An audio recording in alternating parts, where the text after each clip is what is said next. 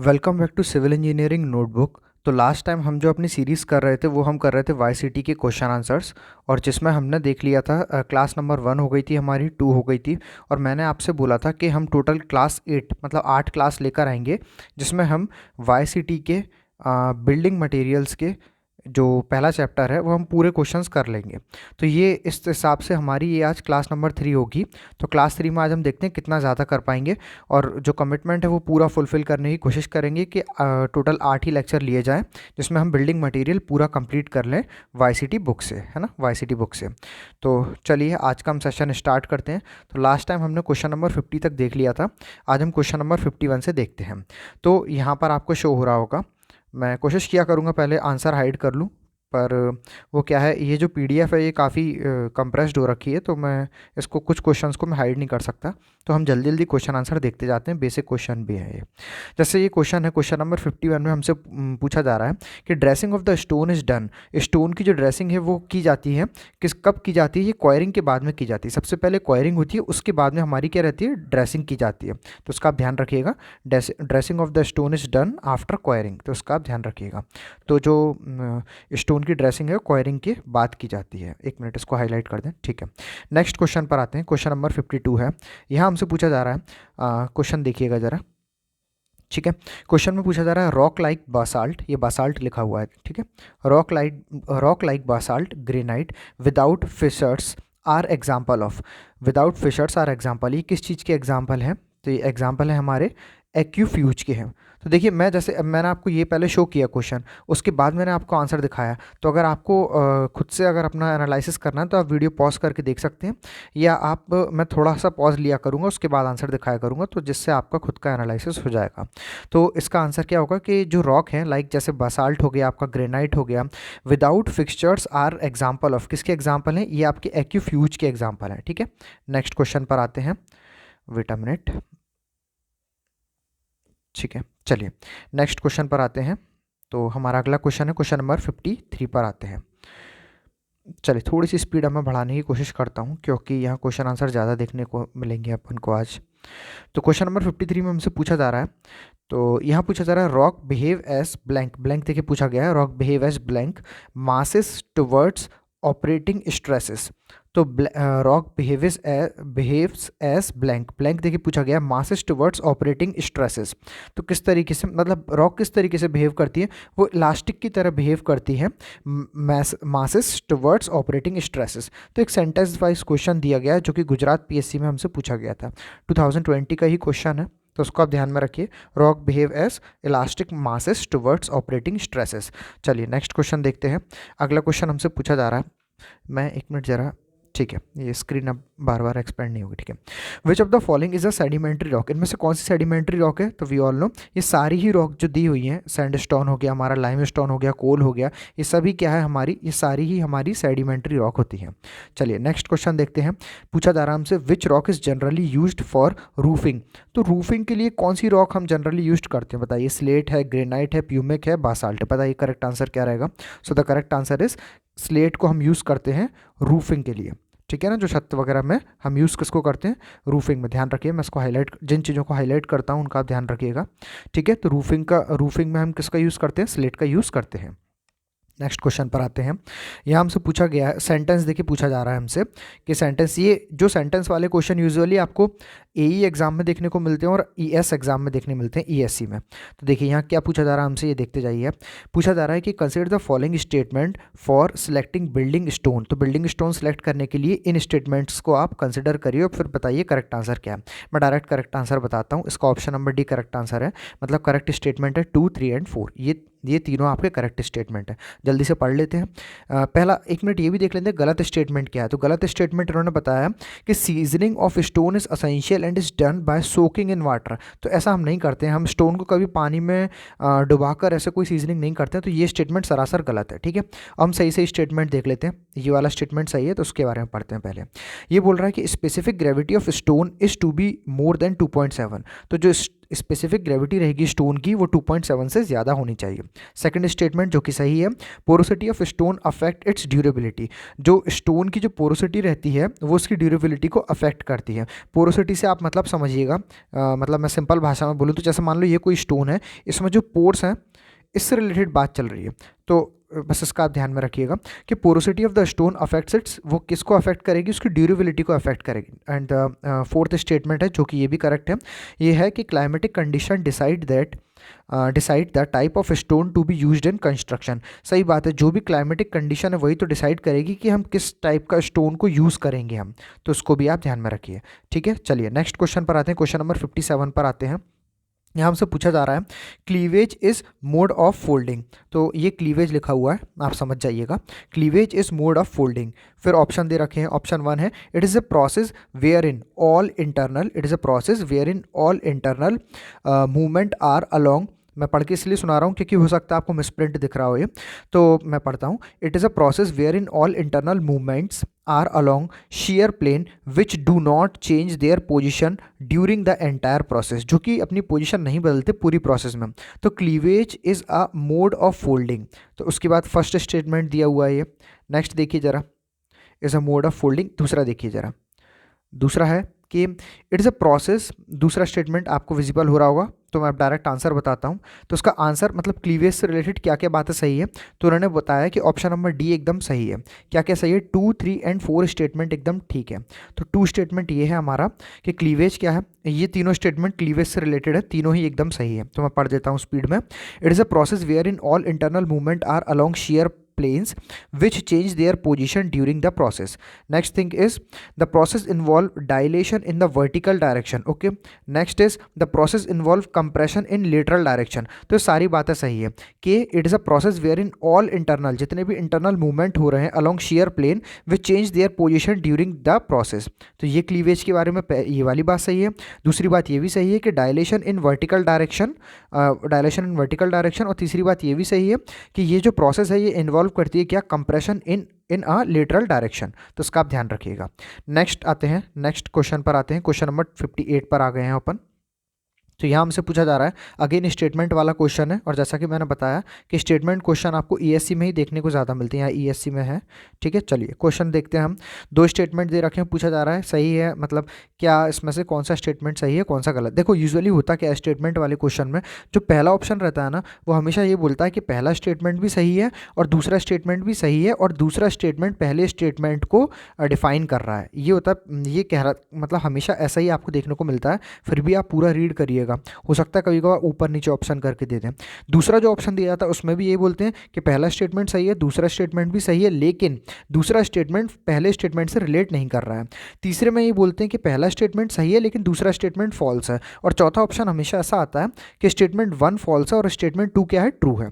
चलिए तो अपन जल्दी से अब देखते हैं इसमें पूछा क्या जा रहा है। आप देखिए ध्यान से, डेक्कन ट्रैप से रिलेटेड कुछ क्वेश्चन पूछा जा रहा है। मैं डायरेक्ट आंसर बताता हूँ आपको इसका direct answer option number A दे रखा है। जब भी, अब एक चीज़ और ध्यान रखिए, जब भी ऑप्शन ए दिया जाए, ये एक फेमस सर थे किसी एक इंस्टीट्यूशन के, ऑनलाइन ही पढ़ाते थे, उन्होंने बताया था कि जब भी आपको ऑप्शन ए दिख जाए ना तो आप उसके आगे बिकॉज लगा दिया करो। यहाँ पर आप बिकॉज लगा के पूरा सेंटेंस पढ़ा करो तो आपको बढ़िया सेंटेंस बन जाएगा। तो हम भी पढ़ के देखते हैं। डेक्कन ट्रैप, जिसको ये लिखा हुआ है, Deccan trap Basalt is used in the foundation of the blast furnaces because Deccan trap has high compressive strength more than 150 Newton पर mm²। तो मुझे हमेशा ये सूटेबल लगती है ये वाली चीज़ कि जब भी आपका ऑप्शन ए आए तो आप इसमें, मतलब आपको अगर ऑप्शन ए का पता लगाना है तो आप दोनों सेंटेंस के बीच में बिकॉज लगा के देखिए, तो आपको अगर रिलेशन दिख रहा होगा ना दोनों सेंटेंस में तो आपका तुरंत आंसर टिक हो जाएगा कि ऑप्शन नंबर ए, मतलब पहला स्टेटमेंट दूसरा स्टेटमेंट दोनों ही सही है और दूसरा पहले का करेक्ट आंसर है। ठीक है, इतनी बात क्लियर है। नेक्स्ट आते हैं क्वेश्चन नंबर 59 पर। तो आई होप आपको ये समझ में आ गया होगा। क्वेश्चन नंबर 59 पर आ रहे हैं जल्दी से। तो यहाँ हमसे पूछा जा रहा है क्वेश्चन नंबर 59 में, ये आपको विजिबल हो रहा होगा ना, ठीक है। तो इसमें पूछा क्या जा रहा है हमसे ठीक है।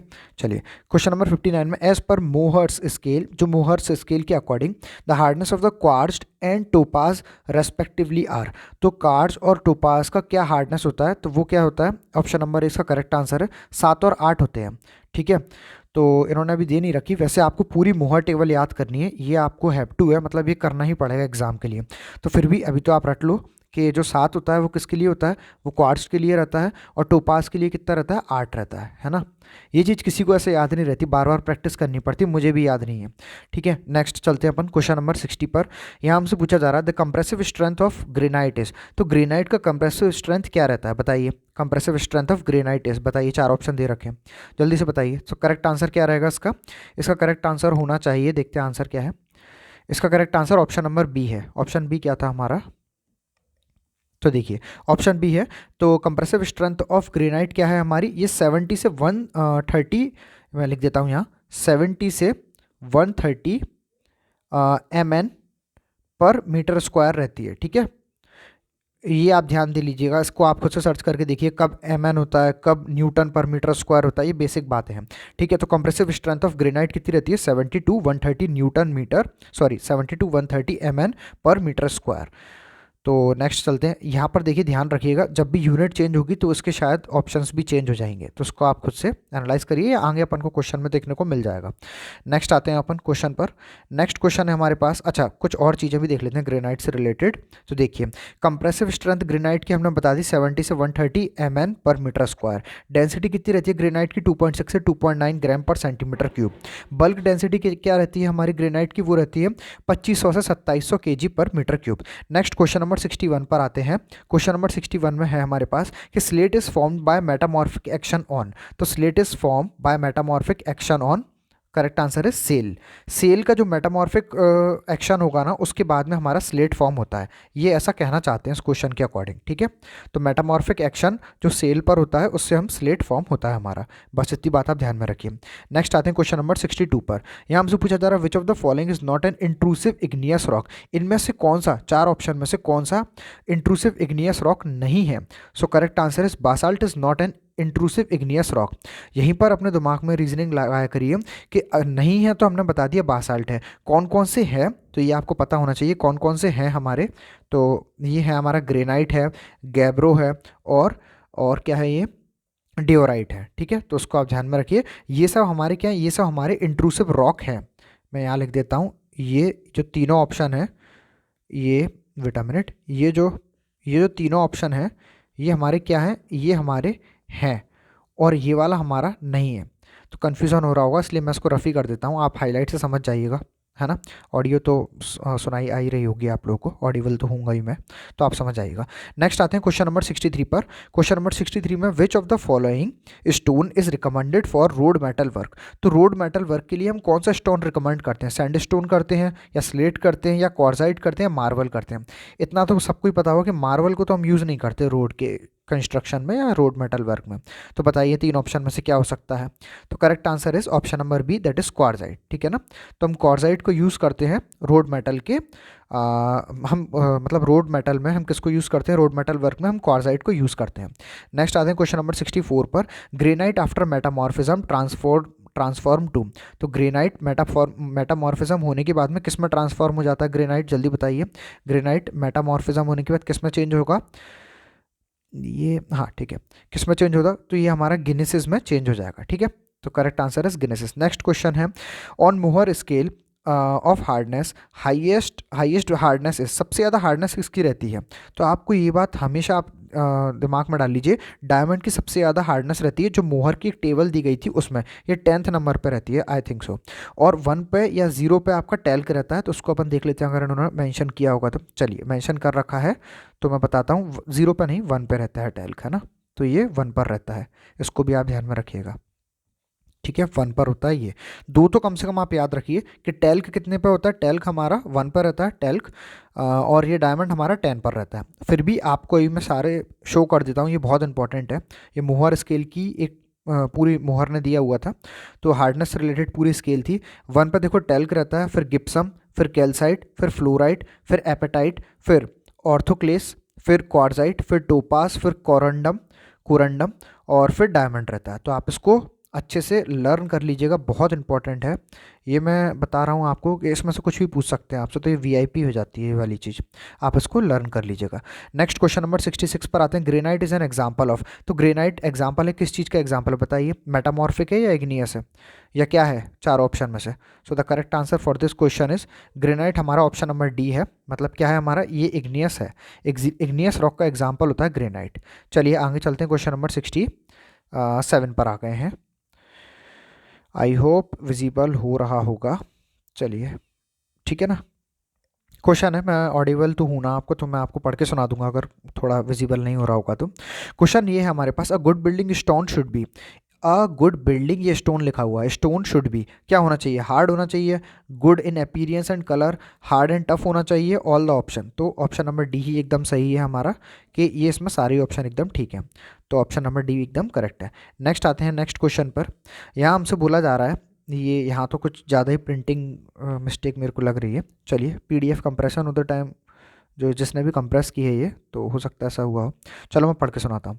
Thin tabular bodies of magma which essentially penetrate parallel to the bedding plane of foliation of the country rock is known as, तो ऐसे thin tabular bodies of magma which essentially penetrate parallel to the bedding plane of foliation of the country rock is known as, उसको हम क्या बोलते हैं? उसको हम सिल्स बोलते हैं।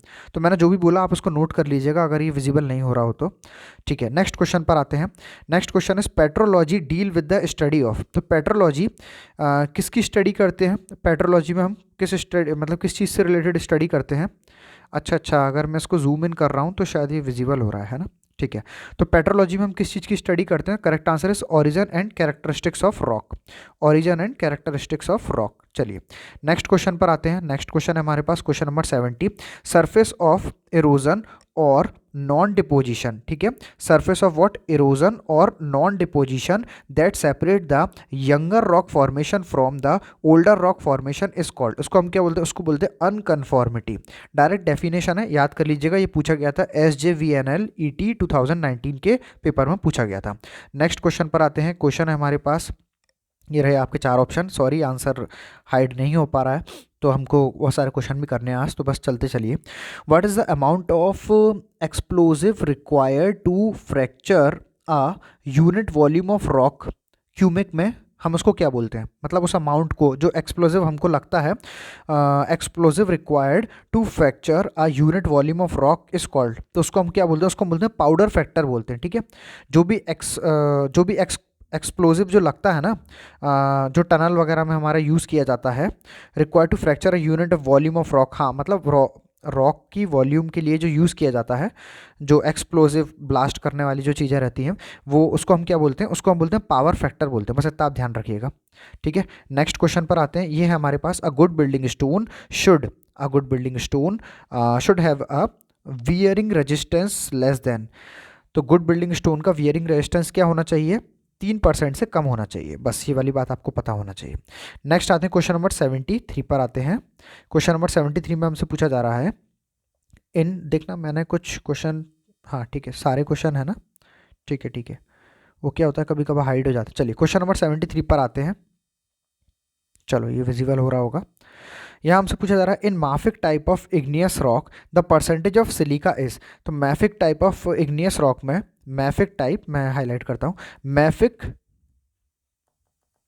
ठीक है, mafic type of igneous rock the percentage of silica is, तो सिलिका का परसेंटेज कितना रहता है? 45 to 55%। Next question is, which of the following is not a type of drilling equipment, इन चारों ऑप्शन में से कौन सा ड्रिलिंग इक्विपमेंट का टाइप नहीं है? तो रिपर कोई टाइप नहीं होता ड्रिलिंग इक्विपमेंट का। तो फिर वही आप अपने दिमाग में रीजनिंग लगाया करिए कि जब ड्रिलिंग टाइप का इक्विपमेंट नहीं है पूछा है और आंसर में रिपर दे रखा है, तो बाकी की जो ऑप्शन हो गए वो क्या है? ड्रिलिंग टाइप के इक्विपमेंट है, जैसे कि जैक हैमर, ड्रिफ्टर, सॉरी ये क्या है, हाँ ड्रिफ्टर है या ड्रिफलर है, चेक कर लेना, और स्लॉट ड्रिल। ठीक है ना, ये तीनों आपके क्या है? ये ड्रिलिंग टाइप के इक्विपमेंट हैं, जबकि रिपर कोई ड्रिलिंग टाइप का इक्विपमेंट नहीं है। चलिए आगे चलते हैं। आगे है नेक्स्ट क्वेश्चन है ऑन मोहर स्केल। देख रहे हैं मोहर स्केल पे कितने सारे क्वेश्चन आते हैं। On Mohs scale scratch with the aid of fingernail indicate a hardness in the range of. अगर कोई भी स्क्रैच हम फिंगर नेल मतलब ऐसे ही आप इजीली स्क्रैच आप कर पा रहे हैं तो उससे हम क्या हार्डनेस की रेंज पता लगा पाते हैं, मतलब कितनी हार्डनेस रही होगी। तो 2 से 3 के बीच में उसकी हार्डनेस को हम मेज़र करते हैं। ये एक्सप्लेनेशन दे रखा है। On Mohs scale a scratch with the aid of fingernail indicate a hardness in the range of 2 to 3। ठीक है, बेसिक बात है ये। नेक्स्ट क्वेश्चन है लिस्ट 1 लिस्ट 2 देकर हमको पूछा गया है। एक लिस्ट में हमको ये सब बताया गया है, मतलब क्या क्या चीज़ें बताई गई हैं। यूज़, स्टोन का यूज़ बताया गया है लिस्ट 1 में कि किस किस टाइप के स्टोन का यूज़ है। दूसरे में नेम ऑफ स्टोन, और जो यूज़ के बाद में पूछा जा रहा है कि हम इनका जो यूज़ है ये कौन से स्टोन हम यूज़ करेंगे, मतलब स्टोन का नेम यहाँ दिया हुआ है और उनका यूज़ यहाँ बताया हुआ है लिस्ट 1 में। तो चलिए डायरेक्ट आंसर देखते हैं इसका। सो द करेक्ट आंसर इज, देखते जाइए कि जो रफ स्टोन वर्क होगा वो उसमें हम क्या यूज़ करेंगे, लेटराइट। देन ब्लास्ट में हम यूज़ करेंगे ग्रेनाइट। देन ऑर्नामेंटल वर्क में हम मार्बल यूज़ करते ही हैं। और मैन्युफैक्चर ऑफ सीमेंट में हम चौक को यूज़ करेंगे। बस आप डायरेक्ट याद रखिएगा। नेक्स्ट क्वेश्चन है मैच द कॉलम करना है, मैच लिस्ट 1 एंड लिस्ट 2 करना है। तो ये भी हम डायरेक्ट ही देखते हैं। तो लिस्ट 1 एंड लिस्ट 2 में क्या है हमारे पास, तो देखते जाइए। यही था ना मैच द कॉलम में, हाँ, इग्नियस रॉक, सेडिमेंट्री, मेटामॉर्फिक। चलिए देखते हैं। तो type of rock and their example. Igneous rock का एग्जाम्पल क्या होगा, basalt, granite. Okay. Sedimentary rock का sandstone, chalk and shale. Then metamorphic rock का गिनीज, मार्बल एंड स्लेट। ठीक है, ये 7 से कोई कंफ्यूजन मत रखिए। ठीक है, नेक्स्ट आते हैं क्वेश्चन नंबर 78 पर। यहाँ भी हमसे पूछा जा रहा है, क्या पूछा जा रहा है, कॉलम 1 एंड कॉलम 2 को हमको मैच कराना है। डायरेक्ट आंसर देखते हैं। तो उसका करेक्ट आंसर है 3 1 4 2। ओके, चलिए हम लाते हैं 3 1 then 4 and then 2। So marble क्या है हमारा, मार्बल है हमारा ऑर्नामेंटल वर्क में हम यूज़ करते हैं या फ्लोरिंग में भी हम इसको यूज़ करते हैं। Next is slate. स्लेट का हम यूज़ करते हैं डैम प्रूफिंग में, फ्लोरिंग में और रूफिंग में। ये रूफिंग है ना, इसको ध्यान रखिएगा, रूफिंग लिखा हुआ है। Damp proofing, flooring and then roofing में हम किसका यूज़ करते हैं, स्लेट का। नेक्स्ट इज आर, मतलब लाइमस्टोन का हम कहाँ यूज़ करते हैं, हम यूज़ करते हैं रॉ मटेरियल फॉर सीमेंट में। नेक्स्ट इज कॉम्पैक्ट सैंडस्टोन का हम कहाँ यूज़ करते हैं, हम कॉम्पैक्ट सैंडस्टोन का यूज़ करते हैं फायर रेजिस्टेंस मेजोनरी में। आई होप ये क्लियर हो गया होगा। नेक्स्ट क्वेश्चन नंबर 79 पर आते हैं। यहाँ हमसे पूछा जा रहा है कि विच ऑफ दीज रॉक, इनमें से कौन सी रॉक, मैं इसको थोड़ा जूम इन करने की कोशिश कर रहा हूँ, है ना, जिससे कि आपका फोकस सिर्फ इसी क्वेश्चन पर है, उधर उधर का ना दिखे स्क्रीन पर। चलिए, सो यहाँ क्वेश्चन है हमारे पास कि which of these rock would have alumina as their component. तो एल्यूमिना एज देयर कंपोनेंट किस में रहेगा, आर्गिलिशियस, आर्ग्यू, ऐसे प्रोनाउंसिएशन देखिएगा। तो ये इसका कंपोनेंट कहाँ मिलेगा आपको, आर्गिलिशियस रॉक में देखने को मिलेगा, एल्यूमिना। नेक्स्ट क्वेश्चन इज, पूछा जा रहा है हमसे कि the test to check the presence of poorly, the test to check the presence of poorly weathering calcium carbonates in sandstone is। Sandstone में कैल्शियम कार्बोनेट का जो वेदरिंग रहती है उसको हमें चेक करना है, मतलब उसकी प्रेजेंस देखना है कि ये है या नहीं है। तो उसके लिए हम कौन सा टेस्ट यूज़ करते हैं। So the correct answer for this question is acid test का हम यूज़ करते हैं। ठीक है, ध्यान रखिएगा, एसिड टेस्ट। नेक्स्ट आते हैं हमारे पास, नेक्स्ट क्वेश्चन है question number 81। For an aggregate to be called cyclopean aggregate, to be called what, cyclopean aggregate, its size must be larger than. उसका साइज 75 mm से ज़्यादा होना चाहिए साइक्लोपियन एग्रीगेट के लिए। नेक्स्ट क्वेश्चन नंबर 82 है, ये है अ कोर्स एग्रीगेट, है ना, passing through 75 mm sieve and retained on 6 mm sieve is termed as flaky if its minimum dimension is less than what। बताइए, 4 ऑप्शन दे रखे हैं, बताइए जरा, तो बताइए करेक्ट आंसर बताइए। क्वेश्चन एक बार मैं फिर रिपीट करता हूँ। A coarse aggregate passing through 75 mm sieve and retained on 6 mm sieve is term as flaky if its minimum dimension is less than. बताइए, सो करेक्ट आंसर क्या रहेगा, अगर उसकी मिनिमम डायमेंशन 40.5 mm से कम होगी तब। ठीक है, इसको ध्यान में रखिएगा, डायरेक्ट याद करिएगा अभी तो। चलिए नेक्स्ट क्वेश्चन देखते हैं, वेट अ मिनट, चलिए आगे देखते हैं हम। ये ठीक है, मैं चेक कर रहा था कि रिकॉर्डिंग हो भी रही है या नहीं। चलिए नेक्स्ट क्वेश्चन देखते हैं। Sandstone is a sedimentary rock, aqueous rock, siliceous rock. तो है क्या सैंडस्टोन, बताइए सैंडस्टोन क्या है, हमको पता होना चाहिए, सेडिमेंट्री रॉक है सैंडस्टोन। तो आंसर देखते हैं क्वेश्चन नंबर 83 का।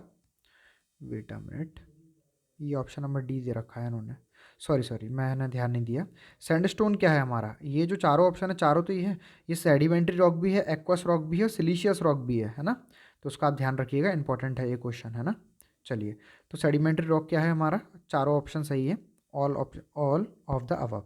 नेक्स्ट क्वेश्चन नंबर 84 पर आते हैं। क्वेश्चन नंबर 84 में हमसे पूछा जा रहा है, in general which of the following has the highest porosity, इनमें से किसकी सबसे ज़्यादा पोरोसिटी रहती है। तो लूज सैंड एंड ग्रेवल की सबसे ज़्यादा पोरोसिटी रहती है, ठीक है, ध्यान रखिएगा। नेक्स्ट आते हैं, पोरोसिटी को आप ऐसे डिनोट करते हो, आप देख लीजिएगा ये लिखा भी हुआ है ऐसे, ठीक है ना, ये ऐसे डिनोट करते हैं, e v v upon v, total volume और वॉल्यूम ऑफ वॉइड्स, ठीक है। नेक्स्ट आते हैं क्वेश्चन नंबर 85 पर, कि हमसे पूछा जा रहा है कि which of the following scales is used for estimating the hardness of stone. तो कौन सी स्केल को हम यूज़ करते हैं, अभी तो पढ़ते आ रहे हैं इतनी देर से, मोह स्केल को हम यूज़ करते हैं, ठीक है, हार्डनेस चेक करने के लिए मोहोज स्केल रहती है वो, उसमें आप कंफ्यूज मत होइएगा, ये RS और HS में, तो ये इन्होंने करेक्ट आंसर दिया था option number B, that is Mohs scale. तो अगर मैंने प्रोनाउंसिएशन गलत किया था तो आप उसको करेक्ट कर लीजिएगा, ये मोहोज स्केल रहती है। Mohs scale is ordered by hardness determining by which mineral can scratch other minerals, okay। Next question number 86 पर आते हैं, which kind of stone is marble. तो मार्बल किस तरीके का स्टोन है, ये हमारा मेटामॉर्फिक रॉक है मार्बल, है ना, इसको ध्यान में रखिएगा। नेक्स्ट क्वेश्चन नंबर 87 पर आते हैं, shale is an example of. तो शेल इज़ एन एग्जाम्पल किसका एग्जाम्पल है, ये आर्गिलिशियस रॉक का एग्जाम्पल है। चलिए, अब हम अपना नेक्स्ट चैप्टर शुरू करते हैं, मतलब इसी में जो सब टॉपिक है, अभी हमने जो ऊपर कंप्लीट किया वो पूरा रॉक से रिलेटेड था। अब हम बात कर रहे हैं brick, tile and other clay product के बारे में, ठीक है, तो उसको आप ध्यान में रखिए, brick, tile and other clay products. चलिए आज ही स्टार्ट करेंगे, क्योंकि कोशिश करना है हमको पूरा ये चैप्टर कंप्लीट करने के लिए, पूरा चैप्टर कंप्लीट करने की कोशिश करेंगे 8 सेशन में ही, तीसरा सेशन है तो थोड़ा ज़्यादा आज पढ़ेंगे। तो क्वेश्चन है कि fluorescence test is conducted for burn clay brick to find out the, क्या फाइंड आउट करने के लिए हम करते हैं, ये प्रेजेंस ऑफ एल्कलाइन सब्सटेंसेस को फाइंड आउट करने के लिए हम क्या करते हैं, इफ्लोरेसेंस टेस्ट को करते हैं। किस पर करते हैं, बर्न क्ले ब्रिक पर, ठीक है, इसको भी ध्यान रखिएगा। नेक्स्ट आते हैं क्वेश्चन नंबर 89 पर, यहाँ पूछा जा रहा है the process of mixing clay, water and other ingredient to make brick is known as, उस प्रोसेस को हम क्या बोलते हैं, उस प्रोसेस को हम नीडिंग बोलते हैं। So the correct answer is option number, ये ऑप्शन नंबर डी होना चाहिए, देखते हैं करेक्ट आंसर क्या है। हाँ, तो ऑप्शन नंबर डी एकदम करेक्ट है। आगे उन्होंने एक्सप्लेन किया कि मोल्डिंग क्या रहता है, नीडिंग क्या रहता है और ड्राइंग क्या रहता है। चलिए आगे चलते हैं हम, क्वेश्चन नंबर 90 है हमारे पास, वेट अ मिनट, ये जूम इन इतना ही होगा, है ना। चलिए, पूछा जा रहा है हमसे कि which component has highest percentage in good brick earth. तो गुड ब्रिक अर्थ में सबसे ज़्यादा परसेंटेज किसका रहता है, आप आज से याद रखिए, जब भी ब्रिक में आपसे परसेंटेज पूछा जाए तो आप ये नाम याद रखिएगा, ये एक ट्रिक भी है आपके लिए, ठीक है। सलीम क्या है, एस हमेशा सिलिका सिलिका होता है, तो सिलिका सबसे ज़्यादा रहता है, ठीक है, then alumina, then lime, then iron, then magnesia, ठीक है, इसको आप ध्यान में रखिएगा। तो अभी हमसे क्या पूछा जा रहा है कि हाईएस्ट परसेंटेज क्या रहता है गुड ब्रिक अर्थ में, तो हम क्या करेंगे, हम सिलिका को करेक्ट आंसर लगाएंगे, तो मैं इसको रफ कर रहा हूँ, करेक्ट आंसर इज सिलिका होना चाहिए, ठीक है। नेक्स्ट आगे चलते हैं, ये बताया हुआ ये कंटेंट बहुत इंपॉर्टेंट है, मतलब क्या क्या कितना कितना परसेंट रहता है, मैं आशा करूँगा कि आप लोग इसको लर्न कर लेना। सिलिका 50 to 60% रहता है, सबसे कम ये एल्कलीज रहता है, <1%, बाकी सारे आप इसको लर्न कर लेना, ठीक है। सलीम देखिए SAL, मतलब लाइम, देखिए लाइम आप सीरीज़ में चलेंगे ना, तो लाइम आएगा, फिर आपका SALI, फिर आपका आयरन आएगा, आई से आयरन है, और फिर उसके बाद मैग्नीज आएगा, फिर अदर आ जाता है, ये मैग्नीज ये लिखा है ना, ठीक है ना। तो ऐसे आप लर्न करने के लिए मैंने बताया था आपको, आप कर सकते हैं, और भी कुछ तरीके से आप कर सकते हैं। चलिए मैं आगे देखता हूँ, अभी 28 मिनट की हुई है, ठीक है, देखते हैं आज कितना लंबा हम ले जा सकते हैं इस सेशन को। तो नेक्स्ट हम देखते हैं क्वेश्चन नंबर 91 है, which of the correct sequence of various operations of preparation of brick earth. तो which one of the correct sequence of various operation of preparation of brick earth. तो brick अर्थ के preparation के लिए हमको ये बताना है, ब्रिक अर्थ के प्रिपरेशन के लिए हमको ये बताना है कि इसमें करेक्ट सीक्वेंस क्या रहेगा। तो मैं डायरेक्ट आंसर बताना चाहूँगा आपको, ये रहता है क्या, 4 2 3 एंड देन 1 एंड देन 4। तो देखते हैं, सबसे पहले हमारा रहता है अनसॉइलिंग रहता है, इसको आप ध्यान में रखिए, सबसे पहले अनसॉइलिंग, अरे एक मिनट, चलिए सबसे पहले क्या रहता है हमारा, अनसॉइलिंग होता है। उसके बाद क्या होता है हमारा, उसके बाद हमारा होता है अनसॉइलिंग के बाद होता है हमारा डिगिंग होता है, ठीक है, मतलब हम उसमें खुदाई वगैरह करते हैं। फिर हमारा क्या होगा डिगिंग के बाद, डिगिंग के बाद हमारा होगा वेदरिंग होता है, ठीक है ना। और वेदरिंग के बाद हमारा क्या होगा, वेदरिंग के बाद हमारा होगा ब्लेंडिंग होगा, इसको ध्यान रखिए, वेदरिंग के बाद ब्लेंडिंग होगा। देन ब्लेंडिंग के बाद क्या बच गया हमारा, and the last one, last में हम क्या करते हैं, हम टेम्परिंग करते हैं, लास्ट में हम क्या करेंगे, टेम्परिंग करेंगे, तो टेम्परिंग होता है, ठीक है। तो ये मैंने आंसर भी आपको बता रखा है ना, तो उसको आप ध्यान में रखिएगा। करेक्ट आंसर क्या होगा हमारा, 4 2 3 1 एंड देन 4। ये उन्होंने लिख के यहाँ एक्सप्लेनेशन भी काफ़ी अच्छा दिया है, unsoiling, then digging, then weathering, then blending and then tempering. चलिए बहुत टाइम ले लिया इस क्वेश्चन में। जामा ब्रिक आर, तो जामा ब्रिक क्या होती है, ये सबसे घटिया क्वालिटी की ब्रिक रहती है। तो ये क्या है, over burned with irregular shape, इसको आप ध्यान में रखिएगा, ठीक है। नेक्स्ट क्वेश्चन पर आते हैं। यहाँ है efflorescence in the brick is cause due to, तो जो ब्रिक में इफ्लोरेसेंस होता है किसके कारण रहता है, ये आपका एल्कलीज के कारण होना चाहिए। I think so option number ए एकदम सही होगा इसका। बाकी अभी देखते हैं क्या आंसर है, यहाँ भी option number A, the alkalies alkaline sorry alkaline salt are present in the brick. तो देखते हैं इसका करेक्ट आंसर क्या रहेगा, वेट अ मिनट। तो उसका करेक्ट आंसर क्या दिया, हाँ बिल्कुल ऑप्शन नंबर ए एकदम ठीक है, जो हमने अभी देखा था एल्कली, ठीक है ना। इफ्लोरेसेंस किस कारण से रहता है, तो हमने बताया था किसके कारण रहता है, एल्कलीज के कारण होता है, जो ब्रिक में होता है एक इफेक्ट होता है ना। चलिए डिफेक्ट होता है ब्रिक का, ध्यान रखिएगा। चलिए आगे चलते हैं। फ्रॉग इज डिफाइंड एज, तो फ्रॉग कैसे डिफाइन करते हैं, पहले तो देख लो, आपने ब्रिक देखी होगी आप लोगों ने, ब्रिक में जो बीच में एक स्पेस रहता है ना, यहाँ कुछ भी लिखा रहता है, अलग अलग ब्रांड के नेम लिखे रहते हैं, तो यही फ्रॉग होता है जो स्पेस होता है, ठीक है। चलिए अब पूछा क्या जा रहा है, फ्रॉग इज डिफाइंड एज, तो फ्रॉग को हम कैसे डिफाइन करते हैं, depression on the top face of the brick, जो ब्रिक के टॉप फेस में जो डिप्रेशन रहता है उसको हम फ्रॉग बोलते हैं। आगे चलते हैं। एक बात इंपॉर्टेंट है, आप इसका डायमेंशन याद रखिए, 10 × 4 × 1 सेंटीमीटर क्यूब में रहता है, ये फ्रॉग का डायमेंशन रहता है, ठीक है, आ जाता है कभी कभार क्वेश्चन में, इसलिए मैं आपको बता रहा हूँ। A good clay for making brick is, brick बनाने के लिए अच्छी क्ले कौन सी रहती है, वो हमारी वेदर्ड क्ले रहती है, ठीक है, कौन सी रहती है, वेदर्ड क्ले रहती है। नेक्स्ट क्वेश्चन पर आते हैं। यहाँ हमसे पूछा जा रहा है excess of alumina in the clay, clay में अगर एक्सेस ऑफ एल्यूमिना है तो उससे क्या होगा, चार ऑप्शन दे रखे हैं, सो बताते हैं इसमें करेक्ट आंसर क्या होगा, ऑप्शन नंबर बी रहेगा।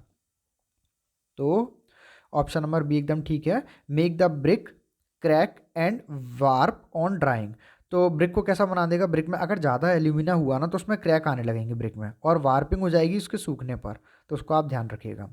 नेक्स्ट आते हैं क्वेश्चन नंबर 97 पर आते हैं। 97 में पूछा जा रहा है हमसे, देखिए जरा एक मिनट, ठीक है। 97 में क्वेश्चन क्या है, a first class brick should not absorb water more than of its own dry weight after 24 hour immersion in cold water, तो बोला जा रहा है कि जो फर्स्ट क्लास ब्रिक रहती है ना, वो should not absorb water more than its own dry weight after 24 hour immersion in the cold water.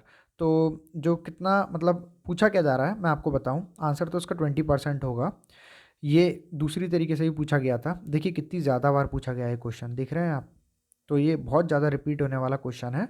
दूसरी बार भी यही मतलब उसी का दूसरी तरीके से क्या पूछा गया था कि a good brick should not absorb water by weight more than, तो बस यही इसका तरीका है, लैंग्वेज बदल जाती है ऊपर जो लिखा है उसमें और इसमें। तो कितना किससे ज़्यादा एब्जॉर्ब नहीं करेगी, अगर गुड क्वालिटी की ब्रिक रहेगी तो 20% से ज़्यादा एब्जॉर्ब नहीं करेगी। ऊपर क्या दिया था उन्होंने, ये बोल दिया था फर्स्ट क्लास ब्रिक, एक ही बात है गुड ब्रिक या फर्स्ट क्लास ब्रिक, तो 20% से ज़्यादा एब्जॉर्ब नहीं करेगी वो पानी को, है ना, इतनी बात आपको ध्यान में रखना है। इसी के साथ आप ये भी याद रखिए कि जो सेकंड क्लास ब्रिक है वो 22.5% of its self weight, and third class brick है वो 25% ऑफ इट्स सेल्फ वेट, ठीक है, पूरा सेंटेंस कंप्लीट होगा, ऑफ इट्स मतलब ऑफ सेल्फ वेट, ये आपको बोलना ज़रूरी है या लिखना भी ज़रूरी है आपके एग्जाम में। नेक्स्ट आते हैं क्वेश्चन नंबर 98 पर, यहाँ हमसे पूछा जा रहा था range of alumina present in good brick earth by weight is, तो एल्यूमिना की जो रेंज है present in good brick earth by weight is, तो क्या रेंज है एल्यूमिना की, वो है आपकी 20 to 30%, इसको आप ध्यान रखिएगा। मैंने आपको बताया भी था सलीम SALIM, तो जो शुरुआत में रहता है सलीम और फिर उसके बाद एल्यूमिना आता है, तो उसी की हमसे परसेंटेज पूछी जा रही है, 20 to 30% होती है। अच्छा YCT की एक अच्छा फैक्ट ये है कि क्वेश्चन इतनी ज़्यादा बार रिपीट होते हैं कि आपको वैसे ही याद हो जाएंगे। चलिए आगे देखते हैं कि excess of silica and brick earth result in, अगर ब्रिक अर्थ में सिलिका ज़्यादा है तो उससे क्या रिजल्ट निकल के आएगा, लॉस ऑफ कोहिजन। कोहिजन मतलब चिपकना, आपस में जो पार्टिकल चिपक जाते हैं ना तभी तो ब्रिक बन पाएगी आपकी। तो लॉस हो जाएगा कोहिजन में, जो चिपक ही नहीं पाएंगे पार्टिकल आसपास। तो अगर सिलिका ज़्यादा होगा तो ये हमको सबसे बड़ा इफेक्ट देखने को मिलेगा, मतलब ये रिजल्ट रहेगा हमारा, है ना। तो उसको आप ध्यान रखिएगा। नेक्स्ट आते हैं क्वेश्चन पर। नेक्स्ट क्वेश्चन नंबर 100 पर आते हैं। क्वेश्चन नंबर 100 है, तो गाइस आज सिर्फ क्वेश्चन नंबर 100 तक ही लेते हैं क्योंकि हमारी वीडियो भी काफ़ी बड़ी हो गई है। और अब देखिए, वो जो मैंने बोला है कि 8 ही सेशन लेंगे हम टोटल, और 8 में हम पूरा कंप्लीट करा देंगे, तो ऐसा लग नहीं रहा 8 में हो पाएगा। पर कोशिश करेंगे जितना कम से कम सेशन हम लें जिसमें हम पूरा बिल्डिंग मटेरियल कंप्लीट करा दें। सो आज का लास्ट क्वेश्चन है हमारा, क्वेश्चन नंबर, क्योंकि तेज़ भागने से कोई मतलब नहीं है अगर हम चीज़ नहीं समझ पाएंगे तो। क्वेश्चन नंबर 100 है हमारे पास। Which of the following constituent when present in excess quantity changes the colour of brick from red to yellow. तो ऐसा कौन सा कॉन्स्टिट्यूएंट है जिसको हम जो अगर प्रेजेंट होता है एक्सेस क्वांटिटी, मतलब ज़्यादा अगर हो जाए ब्रिक के मैन्युफैक्चरिंग के टाइम पे, तो उसका कलर चेंज कर देता है, रेड से येलो कर देता है। तो कौन सा है, वो हमारा लाइम स्टोन होता है। लाइम स्टोन, याद रखिएगा, lime stone is our correct answer. और आप देख सकते हैं कितनी ज़्यादा बार ये क्वेश्चन रिपीट हुआ है ना। तो उसका करेक्ट आंसर लाइमस्टोन बता रखा है। ठीक है, तो अब हम अपना अगला सेशन लेके आएंगे। यहाँ हम 101 से स्टार्ट करेंगे, और मैं आपको बता देता हूँ कि एक्चुअली टोटल क्वेश्चन इसमें है कितने। तो मैं 1 मिनट में आपको स्क्रॉल डाउन करके बताता हूँ इसमें क्वेश्चन टोटल कितने हैं। ये सबसे पहले तो थैंक यू जिसने भी ये PDF बनाई है, मुझे पता नहीं है किसने बनाई है, इससे काफ़ी हेल्पफुल है YCD की बुक हमारे लिए। 1 मिनट मैं आपको जल्दी से बता देता हूँ कि इसमें क्वेश्चन है कितने। ये शायद सॉयल आ गई है ना। हाँ हाँ, ये देखिए, इसमें टोटल क्वेश्चन है 866 क्वेश्चन है ना। 866 क्वेश्चन है, और आज हम अभी 100 क्वेश्चन तक ही आ पाए हैं। तो देखते हैं कितने और सेशन लगेंगे इसमें, पर मैं कोशिश कर रहा हूँ जितनी जल्दी हो पाएगा उतनी जल्दी हम कंप्लीट करेंगे इसको, है ना। चलिए, तो आज की वीडियो यहीं तक रखते हैं। होप सो आपको ये वीडियो अच्छी लगी होगी, और अगर ये वीडियो आपको अच्छी लगी है तो चैनल को लाइक कीजिए, वीडियो को लाइक कीजिए और चैनल को सब्सक्राइब कीजिए और सभी लोगों में शेयर कीजिए। थोड़ा सा सपोर्ट की ज़रूरत है आप लोगों की। Okay, thank you and have a wonderful day.